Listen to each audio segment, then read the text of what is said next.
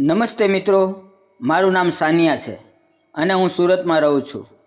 મારી ઉંમર લગભગ 21 વર્ષની છે. મારી અમાનત હવે ધીમે ધીમે રમવા અને કૂદવા લાગી હતી. મેં પહેલી વખત મારી અમાનત મારા જીજાજીને આપી દીધી. મને ખૂબ દુઃખ હતું. આ મારા જીજાજી મારા સગા જીજાજી નહોતા, તે મારી ખાલાની છોકરીના પતિ હતા. એટલા માટે હું પણ તેને જીજાજી કહેતી હતી. હું જોવામાં ખૂબ જ સુંદર હતી. તે મારાથી 3-4 વર્ષ મોટા હતા. મારા ખાલાની ફેમિલી ગામડામાં રહેતી હતી અને આ વર્ષે જ મારા જીજાજીએ કોલેજમાં ફાઇનલ યર કમ્પ્લીટ કર્યું હતું. એટલે જીજાજી વેકેશનનો આનંદ લેવા માટે અમારા ઘરે સુરત આવ્યા હતા. જ્યારે પણ જીજાજી મારા ઘરે આવતા ત્યારે મારા પપ્પા અને મમ્મી ખૂબ જ ખુશ થતા. જીજાજી પણ જોવામાં ખૂબ જ સુંદર હતા અને તેની બોડી પણ ખૂબ ફિટ હતી. તેણે પોતાની તંદુરસ્તીનો ખૂબ જ ધ્યાન રાખ્યું હતું. જ્યારે જીજાજી મારા ઘરે આવ્યા તો તે મને જોતા જ રહી ગયા. અમે બંને ખૂબ જ વાતો કરી. મારા મમ્મી સાંજે બિરયાની બનાવી અને જમ્યા. પછી જીજાજીને મારા મમ્મી પપ્પાએ પોતાની સાથે છૂવા માટે બોલાવી લીધા.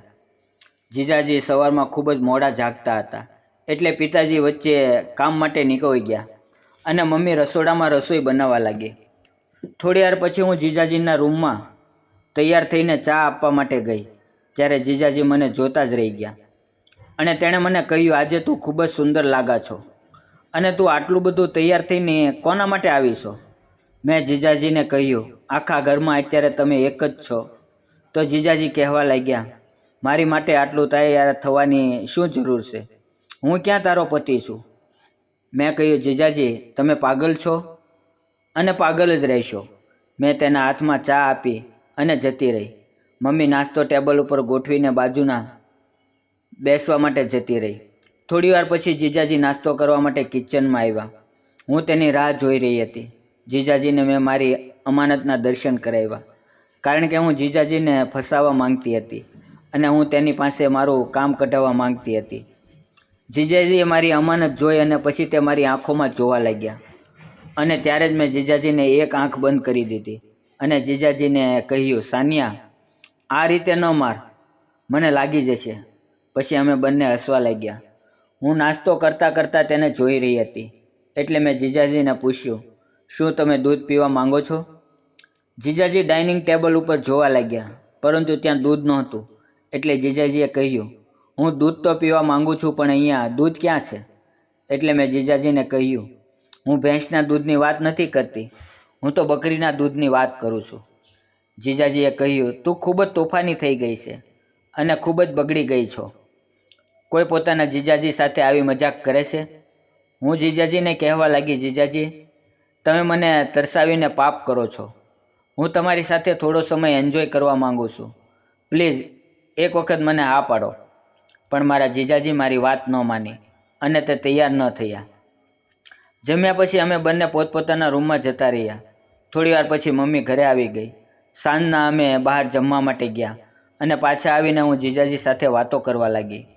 વાતમાં મેં જીજાજીને પૂછી લીધું કે જીજાજી, તમારી પાસે કોઈ સેટિંગ છે તો મને બતાવો. જીજાજીએ કહ્યું, સાનિયા, એવી કોઈ વાત નથી. તું મારી વાત નથી સમજતી. આમ તો હું પણ તને પસંદ કરું છું, પરંતુ તારા પપ્પા મને છોકરાની જેમ રાખે છે. હું તારી સાથે કોઈ એવું કામ નથી કરી શકતો જે તારા પપ્પાને ના ગમે. તો મેં તેને કહ્યું, હું ક્યાં ઢોલ વગાડીને આખા ગામમાં કહેવાની છું કે મારી સાથે આવું થયું છે. બસ તમારી પાસે થોડો એન્જોય કરવા માટે સમય માંગ્યો છે અને જો તમારે મારી અમાનતની મજા ન લેવી હોય ને તો હું કોઈને પણ તે આપીશ. મારા જીજાએ કહ્યું, અરે સાનિયા, તું તો ખોટું લગાડી ગઈ. તો મેં તેને કહ્યું, તો શું હું તમને બકરીનું દૂધ પાઉં? અને દૂધ પીવામાં એટલા બધા ડરવાની જરૂર નથી. અત્યારે મારા જીજાઈએ મને કહ્યું, અરે સાનિયા, તું તો ખૂબ ચાલુ છો. મેં તેને કહ્યું, આમાં ચાલુ હોય તેવી કોઈ વાત છે? હું જિંદગીની અંદર દરેક ક્ષણે મજા લેવા માંગુ છું. પછી જીજાએ કીધું, મારે બકરીનું દૂધ પીવું છે. એટલે મેં તેને કહ્યું, તમે જેટલું પીવા માંગો તેટલું દૂધ હાજર છે. થોડી વાર પછી મને ખબર પડી કે મારા જીજાજી પણ દૂધ માટે કેટલા તડપતા હતા. તેણે 20-25 મિનિટ સુધી દૂધનો ગ્લાસ ના મૂક્યો અને પછી તેણે કહ્યું, હું બકરીની સવારી કરીશ. મેં તેને કહ્યું, હું તમને સવારી કરવા આપીશ, પણ એક શરત છે. હું જ્યારે પણ કહું ત્યારે તમારે આવવું પડશે અને મારી વાત માનવી પડશે.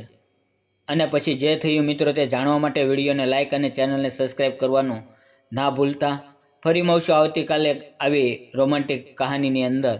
ત્યાં સુધી આવજો અને જતાં પહેલાં વિડીયો સબસ્ક્રાઈબ કરવાનું ના ભૂલશો. વિડીયો જોવા બદલ આપ સૌનો ખૂબ ખૂબ ધન્યવાદ.